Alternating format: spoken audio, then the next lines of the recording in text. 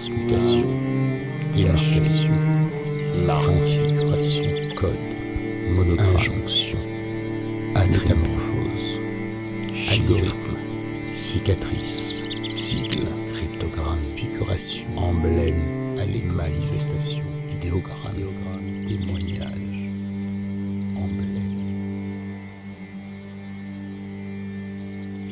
La demeure du chaos devient peu à peu une zone non contrôlable. Il y a des jours, je me pose des questions. Que s'est-il vraiment passé depuis ce 9 décembre 1999 ? Ou plus précisément depuis ce 11 août 1999. Quand nous avons découvert le temple protestant, puis la nécropole, enfin les catacombes, j'avais un étrange malaise, peut-être aussi gêné de recevoir une force aussi puissante et mystérieuse. Je repense à ce vieil homme que j'ai cru ivre une nuit, alors qu'il était un véritable puits de sagesse. Il m'a parlé du lieu, du rôle du mystagogue, du devoir d'accompagner les êtres qui viennent à la demeure du chaos vers la révélation. À nouveau, l'ombre du maître est là, fulcanelier sur la demeure. Les demeures philosophales. Et puis il y a cette intervention de ce prince de l'église, qui tient des propos hallucinants sur la genèse de la demeure du chaos. Pourquoi la demeure du chaos est-elle cette zone de non-droit ? Ou plutôt une zone de tous les possibles ? Pourquoi avoir posé des météorites pendant toutes ces années ?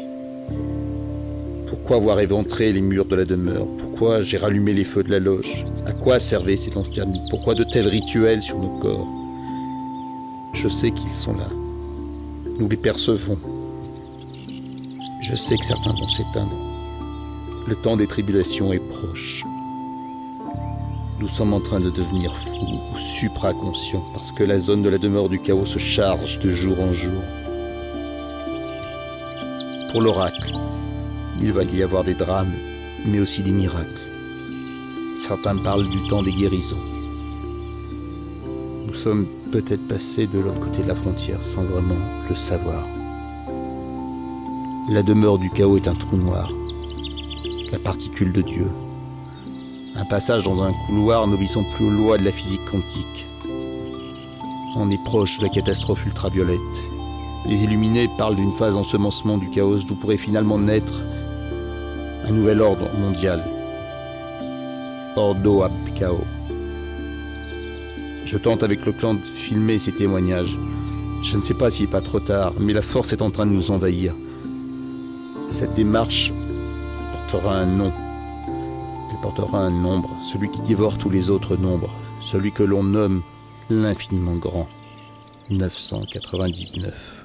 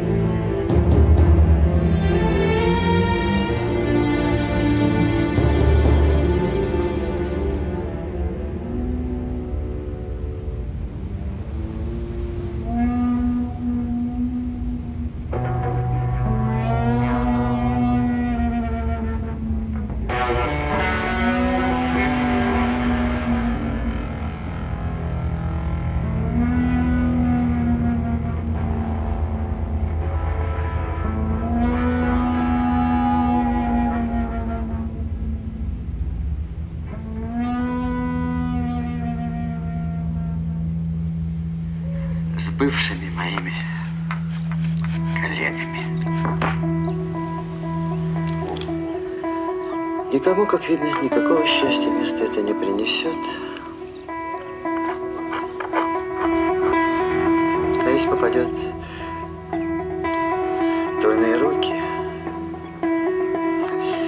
впрочем, я теперь уже не знаю.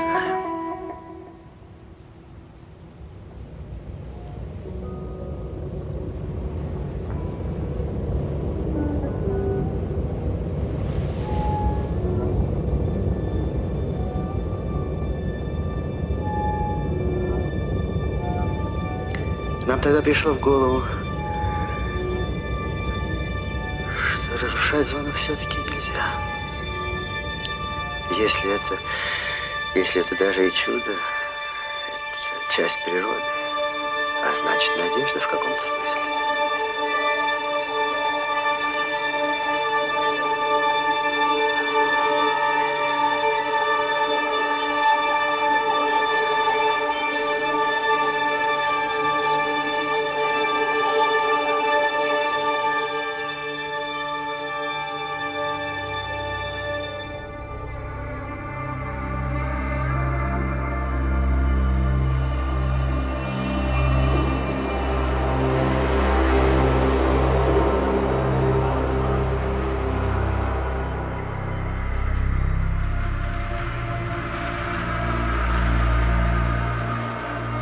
Le chaos où l'ordre de marche est possible.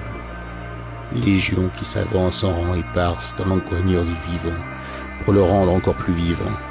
Car ce qui se pulse en nous, lorsqu'hébétés nous nous retrouvons comme des toupies, folles dans l'enceinte du vivant, c'est le désir. Le désir qui se cogne, phalène dans la demeure de l'ordre. Le désir comme un oiseau de proie qui se blesse sans foi une fenêtre et finit par la briser. Le désir et son rituel d'amour et de sang réclament des nerfs de la réalité. C'est aussi, si l'on regarde bien, des femmes aux mains pleines d'ordures, fuyant les degrés de la connaissance, parce qu'il faut bien du désordre dans ces mains-là pour répondre au monde. Pour répondre au monde, le chaos. Le chaos, un mot qui chante la pratique du désastre dans la gorge du condamné. Il dit « Négocions nos âmes. Nous verrons après pour la révolution. »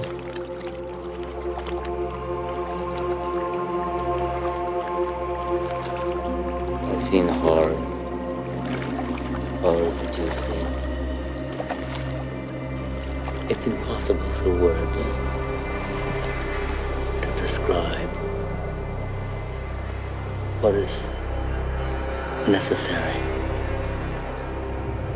to those who do not know what horror means. Horror.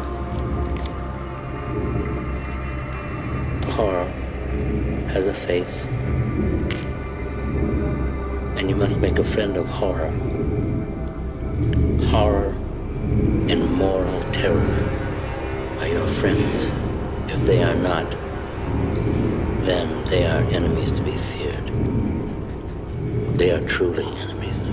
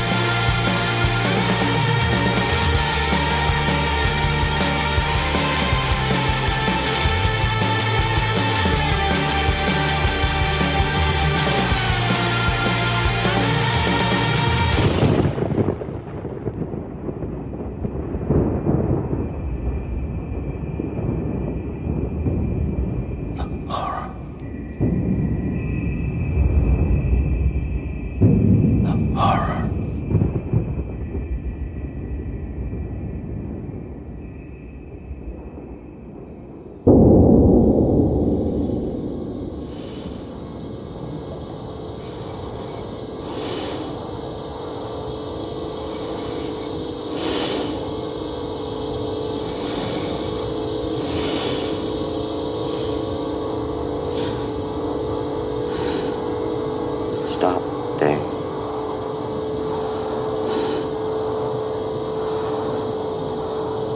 I'm afraid.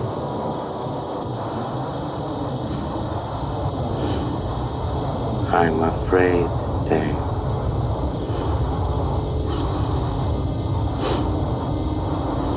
Dave. My mind is going.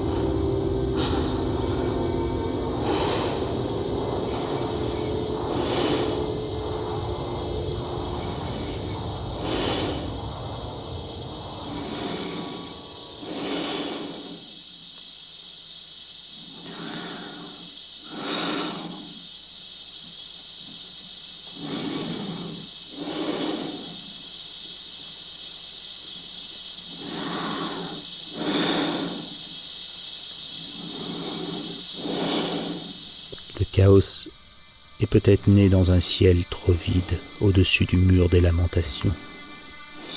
À moins que ce ne soit sur une muraille en Chine ou ailleurs. Il vit en haut d'un mirador, dans les murs froids d'une prison, dans un couloir de la mort. Le chaos, c'est l'homme qui ne peut se passer d'un dieu pour le guider.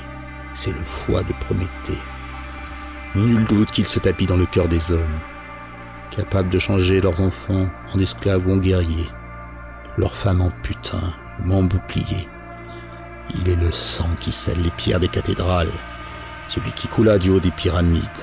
Le chaos, c'est une balle perdue à Sarajevo, que l'on trouve dans une tête en Afrique, un mec oublié à Guantanamo, un homme qu'on baisse pour du fric.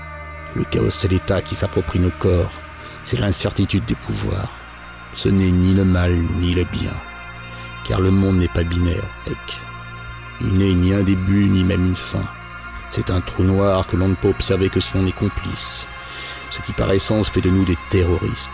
Le chaos est un vide quantique, dont les pirates sont les particules virtuelles. C'est la materia prima, le champ de tous les possibles. Le chaos naît dans les interstices d'un monde sous contrôle. C'est l'ordre qui crée le chaos.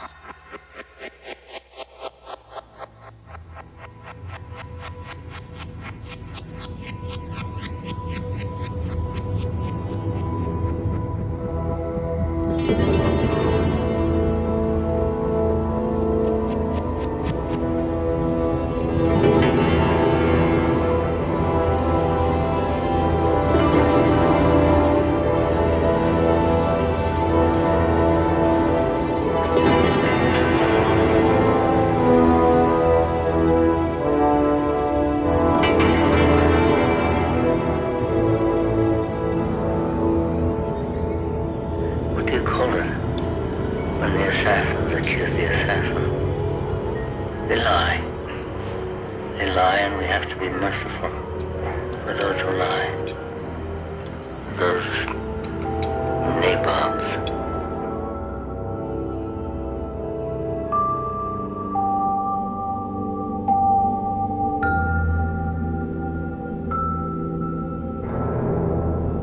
А если бы не было в нашей жизни горя, то лучше бы не было.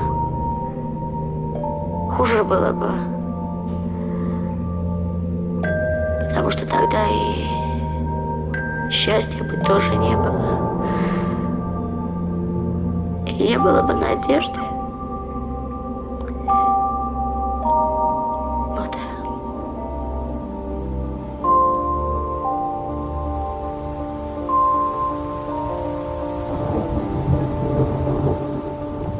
La demeure du chaos est une bombe.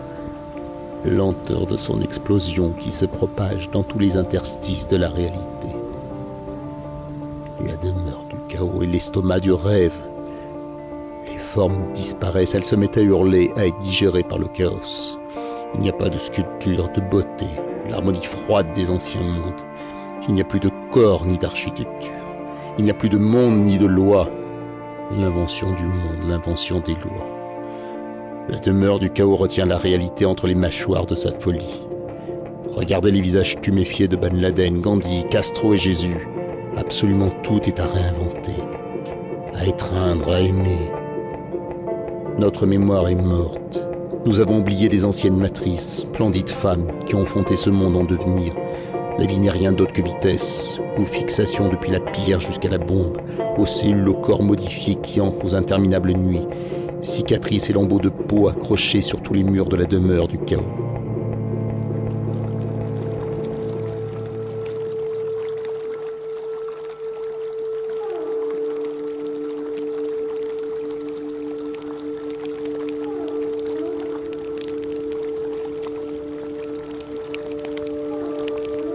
Pourquoi une telle folie? La réponse, elle me replonge en 1999. Quand après avoir dévoré le veau d'or dans le grand vestin paganiste du siècle dernier, je cherchais à nouveau en vain ce monde gnostique. Alors ma seule rédemption passait de nouveau par cette terrible épreuve. Renaître par ma damnation première, la démence que l'on reçoit comme une onction suprême à la naissance, pour se transcender dans l'art. Cette fureur maniaque, ma sulfureuse maîtresse, sera de nouveau ma complice avec ses troubles de l'humeur. Elle donnera la vie à ma plume pour écrire une très très longue histoire, qui naît de la nuit des temps, sa preuve du chaos alchimique, prima materia de ce 21e siècle, tragique et somptueux pour s'incarner dans ma chair et mes œuvres, et retrouver le monde des demeures philosophales. Il fallait accomplir ce grand œuvre, quel qu'en soit le prix. Le hurlement des gueux, la vindicte des hommes en noir, l'anathème des moralistes. Mais tous oubliaient que depuis la naissance du droit, il n'y a ni crime ni délit, lorsque le prévenu est en état de démence ou contraint par une force majeure. Cette démence de l'acte artistique, cette force majeure qui est la folie créatrice, permet à l'homme depuis des millénaires de bâtir des temples, des catacombes, des charniers, des lieux de génuflexion, des calvaires, des labyrinthes, des Golgotha, des oratoires, des chemins de croix, des sanctuaires, des prieurés, mais aussi des cathédrales de lumière. Tout cela sont les mots qui désignent la demeure du chaos, dont la dualité secrète est l'esprit de la salamandre, le souffle alchimique de la demeure.